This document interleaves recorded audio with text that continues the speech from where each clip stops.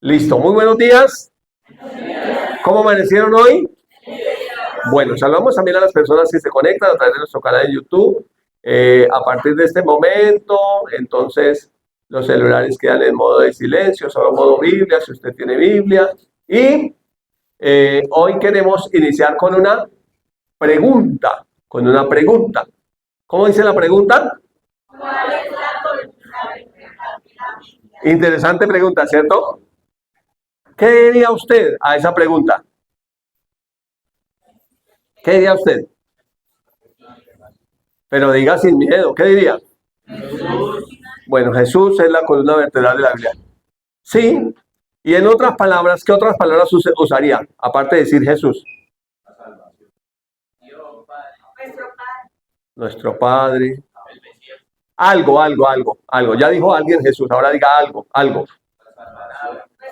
Columna vertebral de la Biblia, algo. ¿Qué le dice de corazoncito? Ah,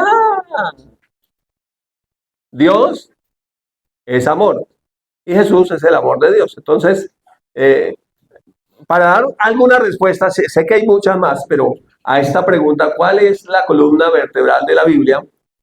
Entonces, aquí tenemos una respuesta. ¿Qué dice? Entonces, Jesús, ya dijimos que Jesús, ¿cierto? Ya dijimos que Jesús, ya usted tiene tanto. Jesús es amor líquido que llena, forma, conforma, transforma y satisface. ¿Está de acuerdo con eso? Si usted recibe a Jesús, usted tiene que haber vivido esa experiencia. Y la está viviendo, la seguimos viviendo, ¿cierto?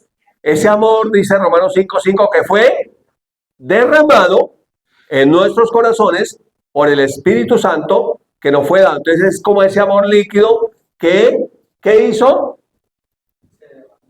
Fue derramado y nos llena. Quitó ese vacío interior que había. ¿Qué más hace? Nos forma, ¿cierto? La imagen de Cristo. ¿Qué más hace? Nos conforma, que seamos conformes a Él, ¿cierto? Él es el todo y en todos, pero también nos transforma y nos satisface. Hace un momentico preguntar, ¿por qué celebramos el Día de la Biblia los cristianos, o nos dicen también protestantes, el el mes de octubre, pero específicamente el 31 de octubre? Si usted se remonta a la historia por acá, al costado izquierdo, en esta pared de este lado, hay una decoración que habla de la Biblia y por ahí hay un personaje que es un monje alemán, se llamó Martín Lutero. Se habla de la Reforma, que era realmente lo que Martín tenía en su corazón. Cuando usted estudia eclesiología, usted sabe que quien debería estar predicando el Evangelio hoy es la que se llama Iglesia Católica Romana. Pero a veces uno por ignorancia uno dice que no, uno no sabe. Porque uno no sabe cuándo la Iglesia adoptó ese nombre para gobernar sobre todo. Y cuándo la Iglesia se desvió de las Escrituras. Y como Dios es fiel, siempre tiene un remanente, entonces en 1517 decidió sacar ese remanente. Porque la Iglesia estaba corrompida. Tenía la Escritura escondida. Estaba solamente en latín y pocos eran los que la conocían. Entonces Dios toca a ese hombre y ese hombre lo que hace es publicar el 31 de octubre en el templo de Wittenberg en Alemania 95 tesis que contradecían lo que la iglesia estaba haciendo. ¿Qué era lo que estaba haciendo? Vendiendo indulgencias. Y como él era maestro, especialmente la carta a los romanos, le fue revelado que la obra de Jesucristo es suficiente y que somos salvos por gracia, por medio de la fe en la persona de Jesucristo. Entonces son esas 95 tesis las que él publica allá en esa puerta. Y dentro de esas 95 tesis estaban las famosas solas. Prácticamente las 95 tesis hablaban de las 5 solas. ¿Ustedes saben cuáles son las 5 solas? Solo Cristo, solo fe, solo Biblia o solo palabra, solo gracia y solo a Dios sea la gloria. Entonces, por eso hoy 507 años, ¿cierto? 1517 a 2010, a 2024 son 507 años que estamos celebrando el Día de la Biblia, porque la Biblia salió de donde la tenían secuestrada para estar en las manos de la gente. porque la palabra de Dios es para todos.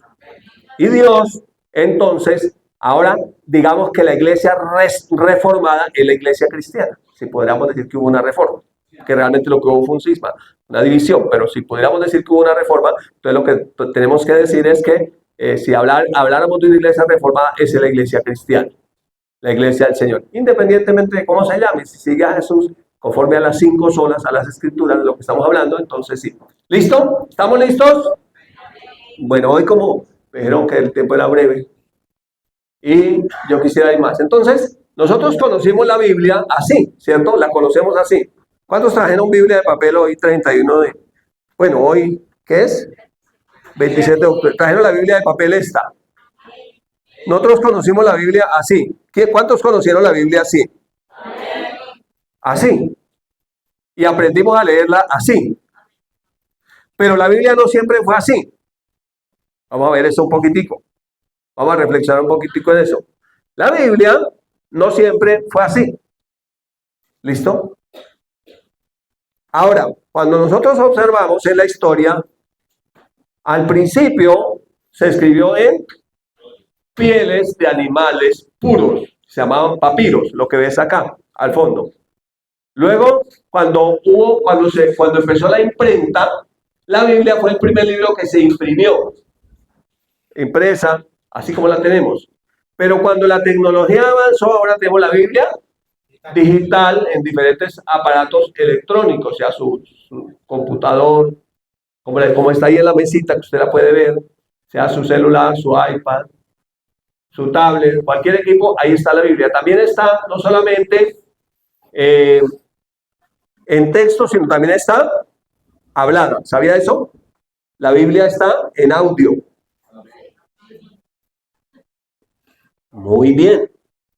Ahora, cuando uno piensa en que Jesús es la columna vertebral de la iglesia, de la Biblia, y que Jesús es amor líquido que llena, que forma, que conforma, que transforma y que satisface, entonces uno empieza a pensar, bueno, ¿y qué es la Biblia? Entonces la Biblia es todo. La Biblia es la palabra de Dios. Miren, en Génesis capítulo 1 encontramos la narración que hace Moisés de la creación. Y Génesis 1:1 dice, en el principio creó Dios los cielos y la tierra. Y el verso 2 dice, ¿cuál era la condición? La tierra estaba desordenada y vacía, y las tinieblas estaban sobre la faz del abismo, y el Espíritu de Dios se movía sobre la faz de las aguas. Luego dice, entonces, o dijo Dios, sea la luz, y fue la luz. Cuando usted lee el texto, necesita entender de qué luz está hablando. Algunos dicen, salió el sol. Pero cuando usted sigue leyendo, esto fue en el primer día. Cuando usted sigue leyendo, el sol aparece el cuarto día, o es creado el cuarto día. Así es que esta luz que aparece aquí no es el sol. Esa luz es Jesús. ¿Ya ves que Jesús es la columna vertebral de la Biblia? Sea la luz, y fue la luz, y cuando hubo luz, esa tierra que estaba vacía fue llena. Que estaba desordenada fue transformada, tomó forma, fue alumbrada, vino la voluntad de Dios para esa creación. ¿Sabe cuál es la voluntad de Dios para la creación? Se llama Jesús. Si uno no está en Jesús, no está en la voluntad de Dios. La voluntad de Dios Padre es que ninguno se pierda y que todos vengan al conocimiento de la verdad. La verdad no es algo, la verdad es alguien, se llama Jesucristo. Entonces, cuando hablamos de la columna vertebral de la Biblia, usted puede seguir avanzando y dice, bueno, nosotros estamos hablando de la Biblia en un papiro. Pero cuando usted observa, cuando no existía la escritura, cuando el ser humano no sabía escribir, ya la palabra existía. Era la que había creado todo. ¿Sí es claro? ¿Y cómo pasó esa palabra? Por tradición oral. Los hijos le contaban, los padres a los hijos y a los nietos, y le contaban de la palabra, y le hablaban de la palabra, la gente memorizaba la palabra.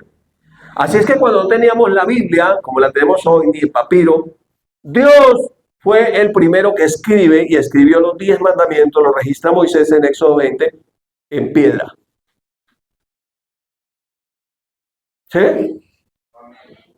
Pero después Moisés bajó y la gente que le gusta ser adorada y adorar cosas que no son Dios, ya con todo el oro que han sacado de Egipto se han hecho un becerro.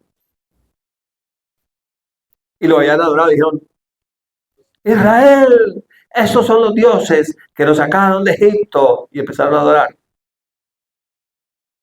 Cuando Moisés bajó, ¿Moisés qué hizo? De la rabia que le dio, rompió las tablas de la ley, porque ellos ya la habían quebrantado toda.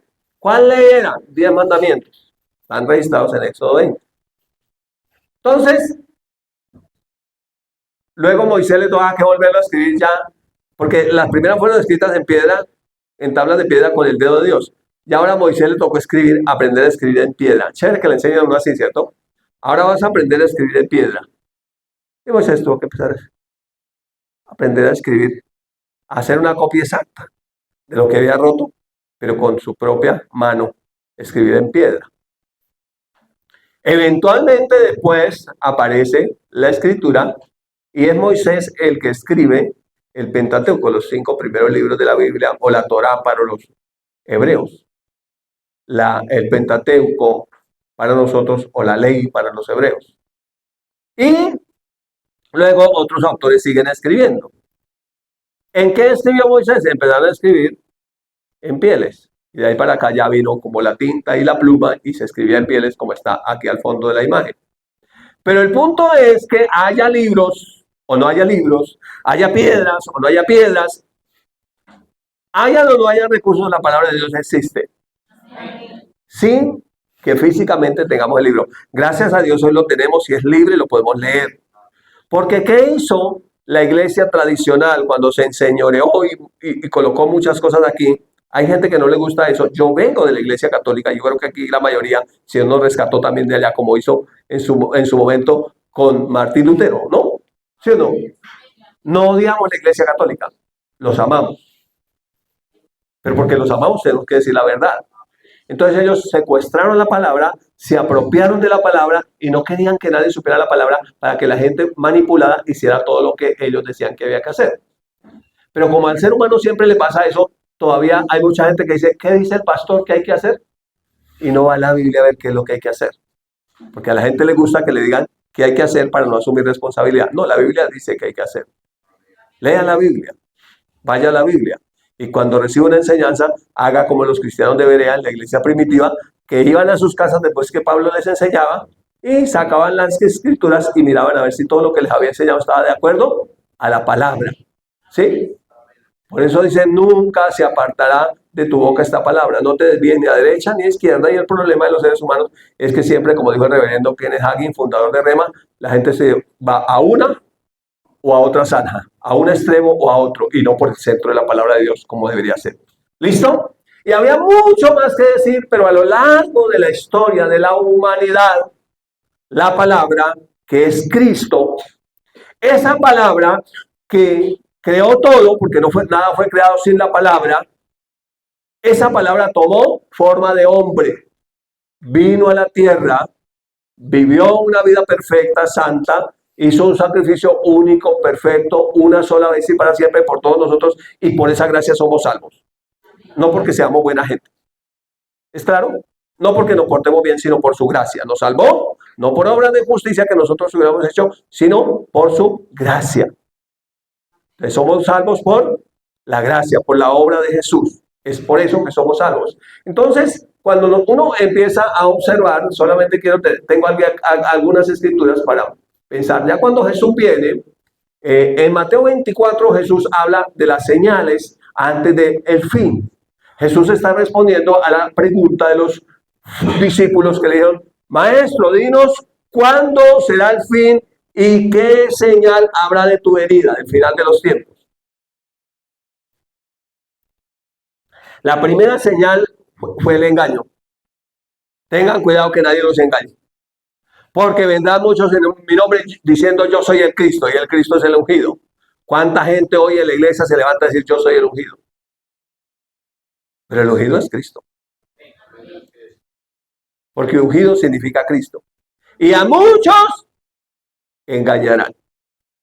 Primera señal, el engaño, ¿cierto? El engaño de gente que se atribuye lo que no es. Entonces, en el verso 35 de Mateo 24, Jesús hace esta afirmación después de hablar de toda esa señal. Dice, el cielo y la tierra pasarán,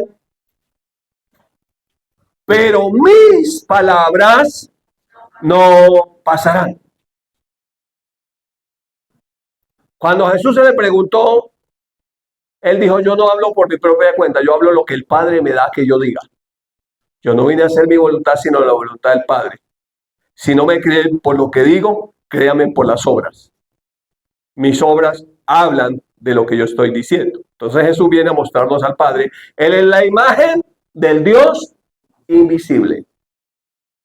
Entonces Jesús dice que su palabra no pasaría. La pregunta es, bueno, ¿cómo así que el cielo y la tierra pasarán?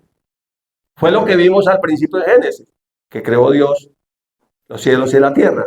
Entonces, yendo a otra escritura, en la segunda carta a los Corintios, Jesús le revela a Pablo algo de lo que es la temporalidad, el tiempo aquí en la tierra y la eternidad. Y miren lo que le dice así en el verso 17. Eso es 2 Corintios 4, 17. Porque esta leve tribulación momentánea, temporal, ¿cierto?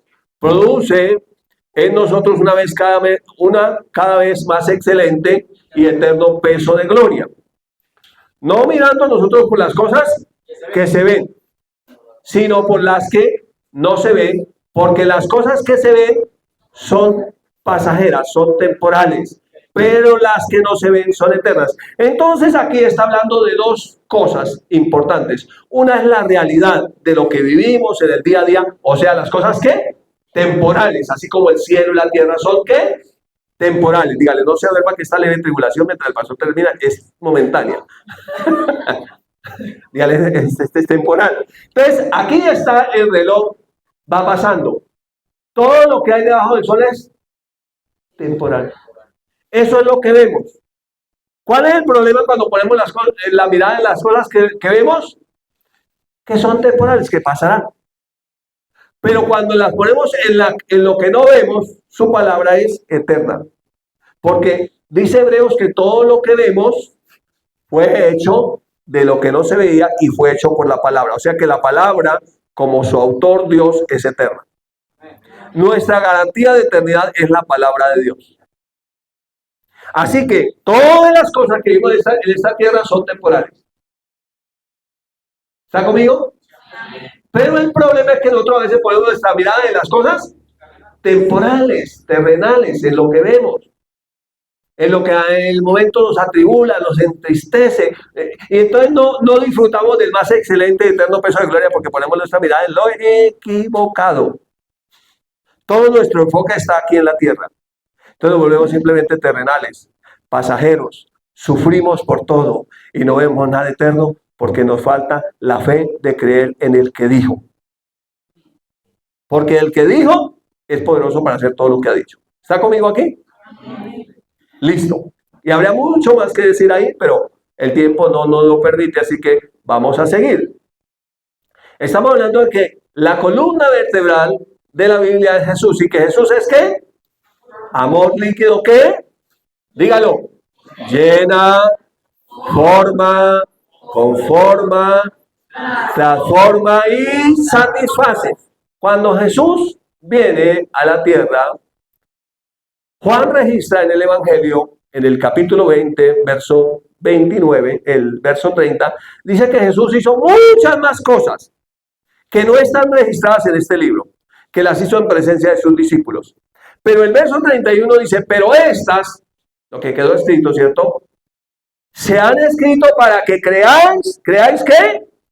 Que Jesús es el Cristo, el Hijo de Dios, y para que creyendo tengan vida en su nombre. Otros dijeron, no, es que hay que creer en la Santa Iglesia. Y es que la Santa Iglesia es una sola, la Biblia no habla nada de eso. Para que seamos iglesia, tenemos que creer en Jesús.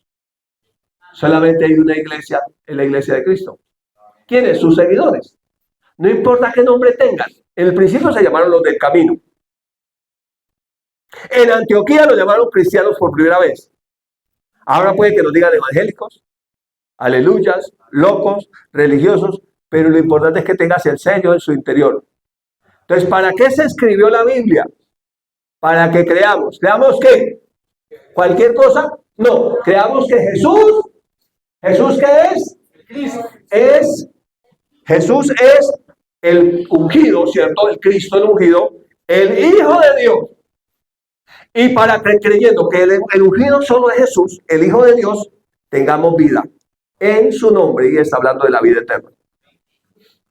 Entonces, el propósito con el que se escribió la Biblia, 66 libros que tenemos en ella, es para que creamos. ¿Que creamos en qué? ¿En el sábado? ¿Que es el día de descanso el sábado? ¿Que creamos en esta ley, esta otra ley, esta otra? No, en Jesús. Todo eso anunciaba era Jesús. Hay gente que quedó en el sábado, pero el sábado era una sombra de Jesús, el verdadero descanso. Hay gente que se quedó en las fiestas, pero las fiestas solamente estaban anunciando a Jesús. Entonces debemos creer en Jesús. Entonces lo que está escrito para que creamos. Por eso es que Dios, en su infinito amor, en 1517, saca la Biblia de los que la tenían secuestrada, usando a uno de los mismos que estaba allá, lo unge con su espíritu y lo pone a que traduzca la Biblia del latín al alemán. ¿Sí? Y que sea puesta en la mano de la gente. Porque la palabra de Dios es para todos. ¿Amén? Es para todos. Porque todos necesitamos creer. Pero ¿cómo creeremos si no tenemos la palabra de Dios? Porque la fe viene por oír y oír. El original dice la palabra de Cristo, el mensaje de salvación, el mensaje de Cristo. Entonces, cuando uno va a la carta a los romanos, dice, bueno, ¿cómo es que viene esa vida? Y la carta a los romanos en el capítulo 10 nos dice cómo viene la vida, cómo es que recibimos esa vida, cómo es que podemos tener la vida eterna. Entonces dice, no digas en tu corazón quién subirá al cielo. Para hacer venir a Cristo, en otras palabras, ya Cristo vino a la tierra. Tampoco digan quién descenderá al abismo para hacer subir a Cristo. Cristo ya resucitó. Estoy parafraseando el texto de Romanos 10. ¿Más qué dice? Cerca de ti está la palabra, en tu boca y en tu corazón. ¿Acá en este corazón o acá? Acá, en el corazón con C de cabeza. Cerca de ti está la palabra, en tu boca y en tu corazón. Y esta es la palabra de fe que predicamos. Que si crees en tu corazón y confiesas con tu boca que Jesús es el Señor, serás salvo. No está diciendo la fórmula cómo se debe hacer lo que narró aquí Juan. Aquí Pablo lo está escribiendo por el Espíritu Santo. Porque con el corazón se cree para justicia, pero con la boca se confiesa para salvación. Porque todo el que confiese a Jesús será salvo. Entonces, algunos versos de ahí, el verso 11 dice, porque la Escritura dice, todo aquel que en él creyere en Jesús, que Jesús es el Hijo de Dios, el ungido, no será avergonzado. ¿De qué vergüenza está hablando? De la vergüenza eterna de irse al infierno sin Jesús. Separado de Dios por la eternidad. ¿Cuántos saben que eso va a ser una tremenda vergüenza? Eterna. Entonces dice que todo aquel que cree en Jesús no será avergonzado. El versículo 12 dice, porque no hay diferencia, aquí no hay diferencia de nacionalidades. Aquí dice que no hay diferencia entre judío y griego. Está hablando del mundo antiguo, del siglo I. Pero yo digo, no hay diferencia entre colombiano y venezolano, aquí en nuestro territorio, ¿cierto? Pues el mismo que es Señor de todos, es rico para con todos los que le invocan. ¿Por qué nos alabamos? ¿Por qué nos congregamos? ¿Por qué leemos la palabra? ¿Por qué invocamos al Señor?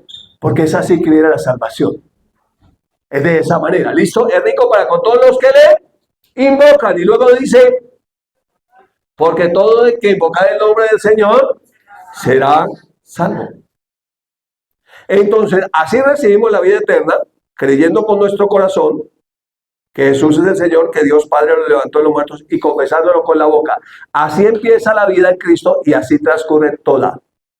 Y así será por la eternidad.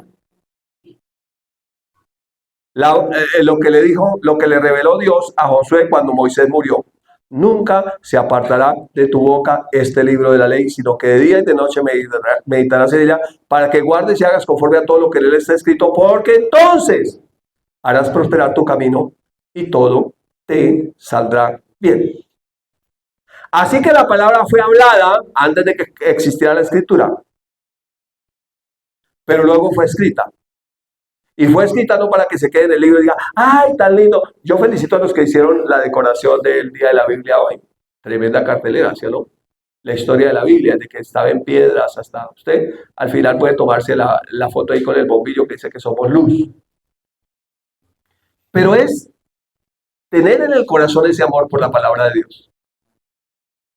Amar la palabra de Dios. Porque el cielo y la tierra, pero la única garantía de vida eterna es su palabra. Se llama Jesús, la palabra hecha carne. Entonces, finalmente Pablo sigue hablando en ese texto y dice, pero ¿cómo creerán en aquel de quien no han oído? Entonces hay que oír la palabra para poder creer. ¿Y cómo creerán si no hay quien les predique? ¿Y cómo predicarán si no fueran enviados? Y al final dice que son hermosos los pies de los que anuncian la paz. O sea que usted, como decía la pastora aquí comenzando, el próximo sábado va a tener campaña evangelística, ir a predicarle a otros. No nos podemos quedar con la buena noticia nosotros solos. ¿Cuántos van a ir? Amén. Hay que ir. Porque hermosos son los pies de los que anuncian la paz, de los que llevan las buenas noticias de salvación. ¿Listo? Finalmente, en la segunda carta de Pablo a Timoteo, le está escribiendo y le dice, y que desde la niñez has sabido las sagradas escrituras, las cuales te pueden hacer sabio para la salvación que es en Cristo Jesús. Fuera de Jesús no hay salvación. Fuera de Jesús no hay bendición. Fuera de Jesús no hay gloria. Fuera de Jesús no hay nada. ¿Está conmigo todavía? Entonces dice, para la salvación que es en Cristo Jesús. Y luego dice, toda la escritura es inspirada por Dios. Dice que es útil para 4 cosas. Número 1, y es útil para enseñar. Hay gente que no le gusta estudiar, pero la Biblia vez tras vez habla de enseñar. Jesús es el maestro por excelencia. Jesús enseñaba, predicaba y sanaba. Hay gente que quiere ser sana sin saber qué dice la escritura, sin conocer, ignorando lo que es la medicina de Dios. Enseñar. Número 2, redarguir. Ese es convencer de pecado. Es el Espíritu Santo a través de la palabra quien convence de pecado, justicia y juicio. Corregir. Cuando uno está caminando así como torcido, entonces la palabra de Dios lo va a enderezar. Pero ¿cómo se va a enderezar si no se expone a la palabra de Dios? Y instruir en justicia. Justicia es Jesús, el que nos justificó. Y luego aparece el propósito o el fin. Dice, a fin de que el hombre de Dios, la persona, no solamente el hombre, también la mujer, sea perfecto. La mejor traducción es maduro, enteramente preparado para toda buena obra. Entonces la gente piensa que va a cambiar porque le dan un sermón y le dicen, mire esto y mire aquello, y entonces la gente va a cambiar si el predicador se para y habla del pecado y habla del pecado. La Biblia dice que nosotros no somos mensajeros del pecado. Nosotros dice que hemos recibido el misterio de la reconciliación, que somos mensajeros de Cristo, que debemos predicar el evangelio de Jesucristo. La gente no va a cambiar porque le hablen del pecado. Hablar del pecado no cambia a nadie. Lo que cambia a las personas es el evangelio de Jesucristo. Es la palabra la que es inspirada y la que es útil para corregir, para convencer de pecado, para instruir, para hacer lo que haya que hacer. Así que cuando usted tenga la oportunidad de predicar, no comience a hablar un poco de cosas ahí, porque hay gente que predica, pero yo no sé qué es lo que predica. Hablan un montón de cosas menos de Jesús. Y si el mensaje no es Jesús, ese mensaje no sirve, porque la columna vertebral de la Biblia es Jesús. Y es en Él que tenemos vida. Y separados de Él, mire, friki mortis calavera, dice mi versión. Nada podemos hacer, dice la Escritura. Así que entonces, si la predicación que se está dando es: no hagas esto, no hagas aquello, no vayas aquí, no vayas allí, no vistas así, no viste así, no te maquilles, no te peines, no te bañes. Eso no cambia a nadie. Puede que le traiga mal olor, sí, tal vez, lo cambia para mal.